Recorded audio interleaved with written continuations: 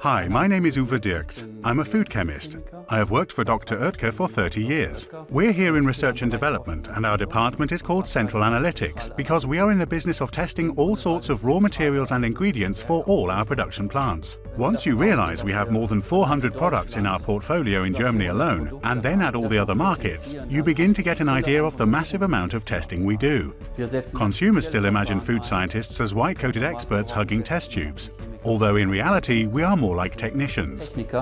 We use sophisticated equipment, very high resolution and efficient labware, and some very expensive devices. For example, when we do experiments on ingredients, residues are left behind on the utensils we use. All traces have to be completely removed by our lab washers. On the other hand, we also need lab washers which achieve the high degree of cleanliness required for the equipment used in the analysis of residues.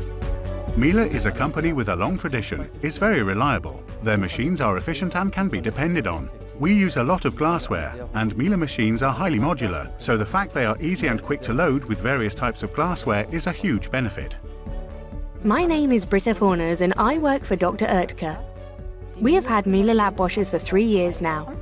The great thing is that we can save favorites, so that all you have to do is to choose from 3 quick set cycles among the many programs Miele offers.